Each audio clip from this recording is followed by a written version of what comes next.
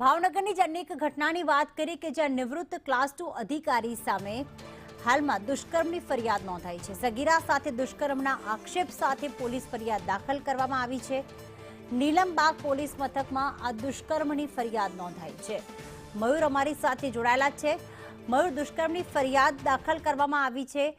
સગીરા દ્વારા જે ફરિયાદ લખાવવામાં આવી છે તેમાં કઈ હકીકત સામે આવી, કઈ રીતે તેના સંપર્કમાં આવી હતી આ અધિકારીના સંપર્કમાં? પ્રીતિ, ચોક્કસની વાત કરીએ તો ભાવનગર શહેરમાં ઘૃણાસ્પદ ઘટના છે તે સામે આવી છે।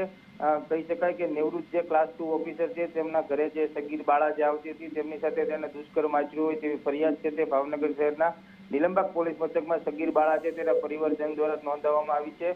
કાળિયાબીડ વિસ્તાર આવેલો છે, ત્યાં કાળિયાબીડ વિસ્તારમાં જ્યાં નિવૃત્ત જે ક્લાસ 2 અધિકારી છે તેની ઘરની બાજુમાં જ રહેતી જ્યાં સગીર બાળા છે તેની સાથે તેને દુષ્કર્મ આચર્યું હતું। એટલે કહી શકાય કે જે પાડોશમાં રહેતો પરિવાર છે તેમનો આજે નિવૃત્ત અધિકારી છે તેમણે વિશ્વાસનો દુરુપયોગ કરીને બાળાને છે તે સ્કૂલેથી ઘરે લાવવા મૂકવાની જવાબદારી પણ તેમણે સ્વીકારી હતી। આ ઉપરાંત અવારનવાર બાળકી છે તે તેમના ઘરે પણ આવતી હતી, ત્યારે કહી શકાય કે વિશ્વાસનો જે દુરુપયોગ કરીને આ બાળાને છે તેની સાથે દુષ્કર્મ આચર્યું હોવાની ઘટના છે તે નોંધાઈ છે અને નીલમબાગ પોલીસ મથકમાં ફરિયાદ નોંધાઈ છે। ત્યારે જે નીલમબાગ પોલીસ મથકના પીઆઈ છે તેમના દ્વારા હાલ અત્યારે તપાસ છે તે કરવામાં આવી રહી છે। પ્રીતિ, આભાર મયુર તમામ વિગતો માટે।